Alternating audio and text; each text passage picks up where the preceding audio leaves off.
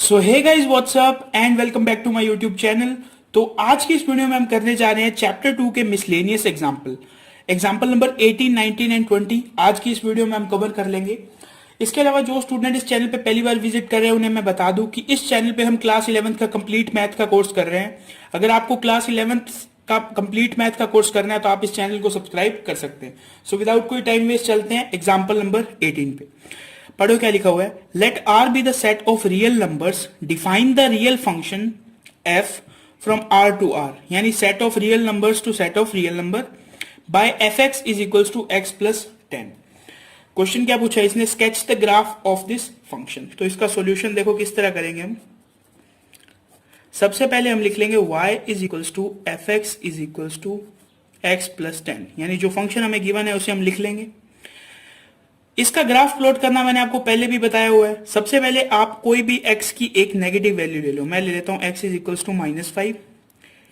x is equals to -5 रखने पर मेरे पास y की वैल्यू क्या आएगी, -5 प्लस 10 इज इक्वल्स टू 5।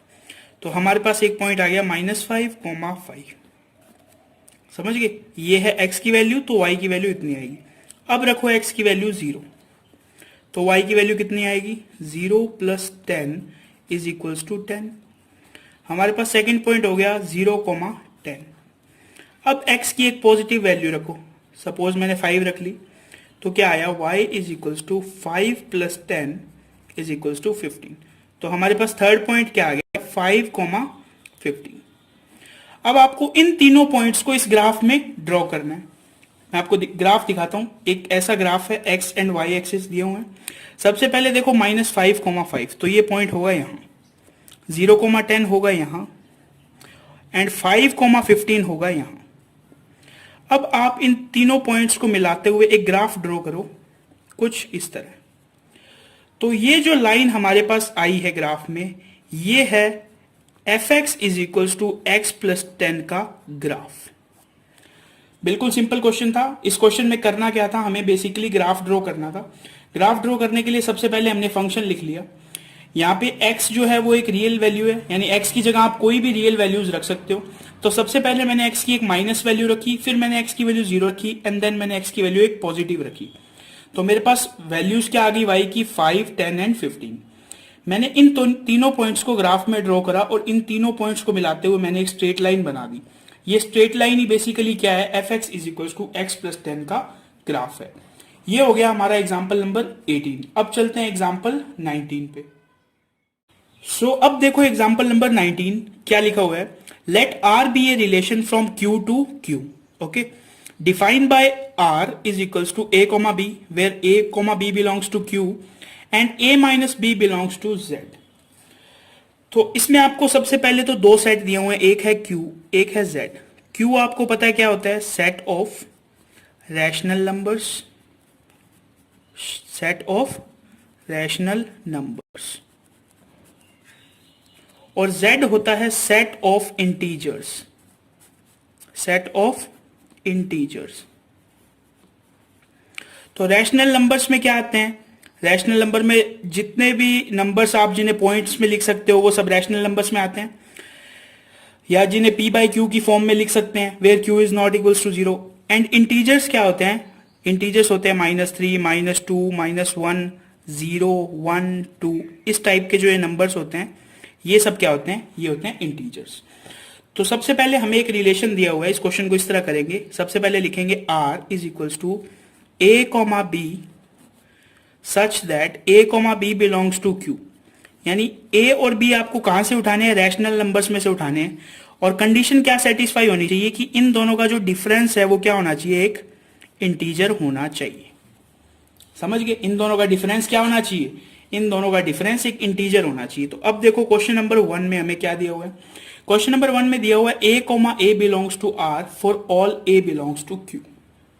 तो सबसे पहले हम क्या लिखेंगे, if a, belongs to r then a minus a belongs to r, a minus a belongs to z। यानी a, a अगर r से बिलोंग करता है तो इसका मतलब ये हुआ कि जो a में से a माइनस करने पे हमारे पास क्या आना चाहिए, z आना चाहिए। तो a में से a माइनस किया तो क्या आया आपके पास, जीरो, जीरो आपको पता है जीरो क्या होता है, एक इंटीजर में आता है, यानी जीरो कहां से बिलोंग करता है, जीरो से। सो हम क्या लिख देंगे, so a comma A belongs to R for all a belongs to Q. यानी आप ए की जगह कोई भी वैल्यू रख दो क्यू में से, ए कॉमा ए हमेशा आर में बिलोंग करेगा। क्यों? क्योंकि ए कॉमा ए का आंसर कितना आएगा, जीरो, और जीरो हमेशा कहां से बिलोंग करेगा, जेड से बिलोंग करेगा। अब इसी तरह हमें एक सेकंड क्वेश्चन दिया हुआ है, क्या दिया हुआ है, a comma B belongs to R. इसका मतलब क्या है, a minus B belongs to Z होना चाहिए। अगर a minus B belongs to Z है तो आप मेरे को क्या एक बात बताओ, b minus A belongs to भी जेड होगा। यानी अगर a माइनस बी की वैल्यू अगर मान लो -3 आ रही है तो b माइनस ए की साइन चेंज करके वैल्यू वही आएगी। यानी अगर a माइनस बी जेड में है तो b माइनस ए भी जेड में होगा। तो इसमें हम क्या लिख सकते हैं, so if a comma B belongs to r implies that b comma A belongs to r। ये हमने इसकी बात को प्रूव कर दिया। ठीक है, अब देखो नेक्स्ट क्वेश्चन। नेक्स्ट क्वेश्चन में इसने हमें दो सेट दिए, दो सेट मीन्स कि a comma B belongs to r है एंड b कॉमा सी भी बिलोंग्स टू r है। ये हमें गिवन है। a comma B belongs to r का क्या मतलब है, a minus B belongs to z and b minus C belongs to z। अगर a माइनस बी जेड में है, b माइनस सी जेड में है, तो अगर मैं इन दोनों को जोड़ दूं तब भी वो z में ही होगा। यानी अगर मैं कर दूं a minus b plus b minus c तो वो भी z से बिलोंग करेगा। इस b से ये b कैंसल आउट हो जाएगा, क्या बचेगा, a minus C belongs to z।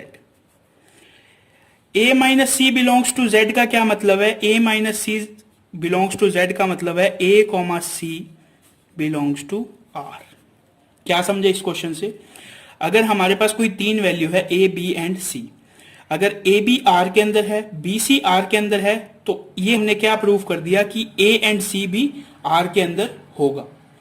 ठीक है, तो ये हो गया हमारा एग्जाम्पल नंबर 19। अब चलते हैं एग्जाम्पल 20 की तरफ। तो अब आप देखो एग्जाम्पल नंबर 20 क्या लिखा हुआ है, let f is equals to, f के अंदर हमें चार एलिमेंट दिए हुए 1 2 3 and 4, be a linear function from z into Z. Z का मतलब मैंने अभी आपको लास्ट क्वेश्चन में बताया था, set of integer. Find fx। तो ये बड़ा इंटरेस्टिंग सा क्वेश्चन है, इसका सॉल्यूशन देखो किस तरह करेंगे। इसने हमें ये बोला हुआ है कि जो फंक्शन है वो क्या है, लीनियर फंक्शन है। तो लीनियर फंक्शन की जनरल इक्वेशन क्या होती है, लीनियर फंक्शन की जनरल इक्वेशन होती है fx is equals to mx plus c, या मैं इसको इस तरह लिख सकता हूं y is equals to mx plus c. ये बेसिकली क्या है, एक लीनियर फंक्शन। क्या है, लीनियर फंक्शन। मैंने यहां mx प्लस सी को fx क्यों लिखा, मैंने आपको ये अपने बेसिक्स में बताया था 2.3 के बेसिक्स में। fx का मतलब है जो fx के इक्वल में लिखा हुआ है उसके अंदर एक ही वेरिएबल है।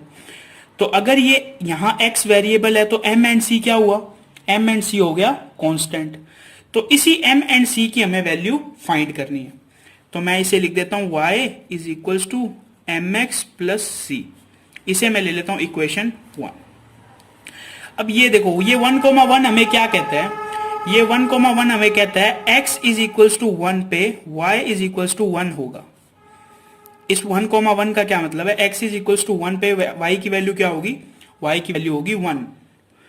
तो अब इस इक्वेशन में मैं x की वैल्यू और y की वैल्यू रखता हूं। 1 is equals to m multiply 1 plus c. तो क्या आ गया, 1 is equals to m plus c. ये मेरे पास आ गई इक्वेशन 2। अब देखो, अब मैं इससे आगे चलता हूं। आगे क्या लिखा हुआ है, x की वैल्यू 0 रखने पे y की वैल्यू कितनी आ जाएगी, y की वैल्यू आएगी -1। ये मैंने लिया थर्ड एलिमेंट इसका। तो मैं x की वैल्यू 0 रखता हूं, y की वैल्यू रखता हूं -1, m मल्टीप्लाई बाय x की वैल्यू 0 प्लस c। तो c की वैल्यू कितनी आ गई हमारे पास, c की वैल्यू आ गई -1। इस c की वैल्यू को मैं रख देता हूं इक्वेशन 2 में। इस क्वेश्चन को समझते रहना, काफी इंटरेस्टिंग क्वेश्चन है। तो मैं यहां क्या लिखता हूं, putting the value of c in equation 2, यानी जो c की वैल्यू है मैं इक्वेशन 2 में पुट करता हूं। तो 1 is equals to m plus, यहां पे c की वैल्यू पुट करी -1, ये -1 इधर आगे प्लस का हो गया। तो m की वैल्यू मेरे पास क्या आ गई, m इज इक्वल्स टू 2। तो हमें इस क्वेश्चन के स्टार्टिंग में वैल्यू किसकी चाहिए थी, m और c की चाहिए थी। अब इस m और c की वैल्यू को पुट कर दो इक्वेशन 1 में। तो हमारे पास क्या इक्वेशन आ जाएगी, y is equals to 2x plus 1, यानी 2x प्लस 1 नहीं, 2x माइनस 1। ये हमारे पास कैसे आया, जब मैंने m और c की वैल्यू को इक्वेशन 1 में पुट करा तो हमारे पास क्या आ गया, y is equals to 2x minus 1। और यही बेसिकली क्या था, यही बेसिकली फंक्शन था। तो हम fx की वैल्यू लिख देंगे, fx is equals to 2x minus 1। यही हमारा क्या है, आंसर है। तो इस क्वेश्चन को हमें इस तरह सॉल्व करना था। ये हो गया हमारा एग्जांपल नंबर 20। इससे नेक्स्ट वीडियो में करेंगे इससे आगे के एग्जांपल्स।